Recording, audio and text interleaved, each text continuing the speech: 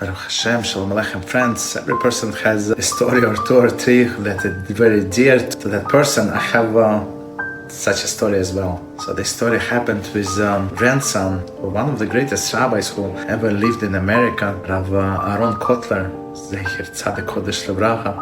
He was not there at that time, and his grandson, young fellow, very talented, beautiful, holy, in his 20s, found his shidduch, decided to get married. Beautiful, beautiful young girl, also from a very prominent family. And everything was almost ready for a wedding. A few weeks before the wedding, he felt pain. He went to a doctor, they did a series of tests, and they saw that he has cancer. They told him. He was in shock. Parents were in shock. Third stage, fourth stage of the cancer. So his parents called the parents of the bride, say, we want to come and talk to you. They say, well, something happened. They say, we don't want to discuss it on the phone. We will not come over. So they came to the parents of the bride. Bride was there. Everybody was nervous, and they asked this bride, this young, beautiful girl, could you please step out of the room? We want to talk to your parents, and then we talk to you. She was reluctant, but she left. And they explained the parents the whole situation, that the son is dying. And doctors say that he's not going to survive a year, from 6 months to a year. That's it. And they say, look, even though we're in shock, but we understand that most likely you would like to cancel the wedding, call off the wedding, because she's a beautiful girl. She has the whole life ahead of her. So why would she want to marry a dying man? It's understandable. No hard feelings. So, and even to show there is no hard feelings and you have all of the rights to call off the wedding, that we are ready to compensate you for whatever expenses you incur. So whatever, you just tell us who to pay and we'll reimburse you. We're ready. The mother of the bride started crying. Father also cried. Such a situation, what to do, and they do not know what to say. And father decided, he said, you know what, let's ask him. It's her life, we cannot decide for him. And he called her. She was standing behind the door, she was listening to, she heard every word what was said. She was crying. And the parents of this boy again said, look, we're very, very sorry. We're losing our son. It's the biggest tragedy that can happen to a person, to lose a child in their lifetime. Young, beautiful boy. He was, I think, 23 years old or so. And they say, we understand if you decided to call off.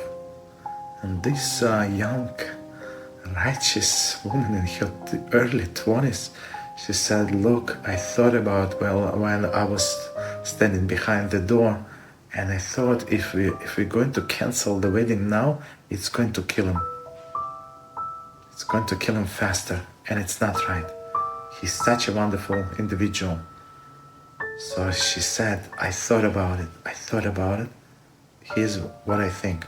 So if Moshe Feinstein can give me blessing that I'm going to have a child, a boy, from your son, with your son, I agree to marry him and stay with him till the last day of his life.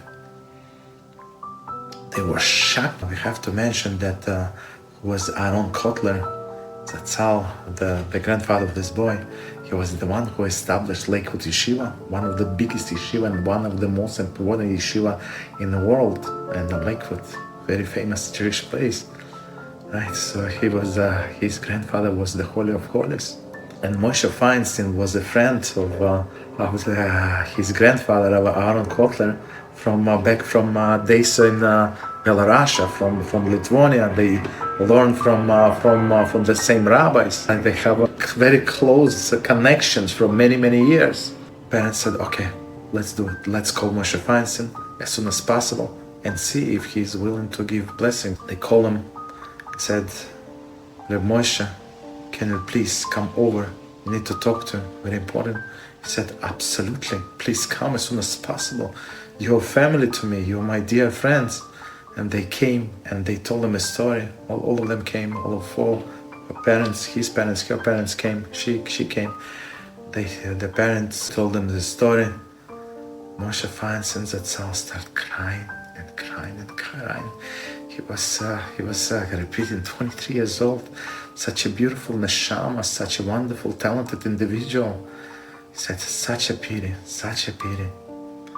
And when he heard what she said, this young, righteous girl, not too many girls in their 20s would say as she would say, that she does not want to kill this boy with her refusal to get married. So he was so moved with that. He stopped crying and he said, you know what, I'm blessing you. And I wish that you're going to have a son, and I think and I hope, and BeEzrat HaShem, you're going to have a son. And they thanked him and they left. The wedding was a great success. Nobody from guests knew what was going on. Only the close family knew. After 8 months, he passed away. This young individual. And she was pregnant at that time. She was pregnant. And after his death, she gave birth to a boy, beautiful, who looks exactly like her. And she continued living her life, and Kotler family treat her as a daughter. So she would come, stay over for holidays. Very often they love the boy, such adorable child. And one day, one of the relatives came over to her and said, there is some tragedy happened in our family similar to yours. One of our relatives lost his wife, also due to the cancer. And he has 3 children. He also very sweet, very caring individual. So we think that you have a lot in common. So maybe you want to meet, maybe you want to date. You're so dear to us, you and him, very dear to us. And they met, and then they got married. And they introduced children, got friendly with each other. It was a dream family, loving parents. And everything was fine. But the only issue was that they didn't have a common children. And they were going to rabbis. Moshe Feinstein was not there at the time. He passed to the next world. Great heavenly yeshiva to learn with his dear Havrusa, Rav Kotler. Rav Kotler that's always Moshe Rabbeinu, Yaakov Avinu, Rabbi Akiva, of course.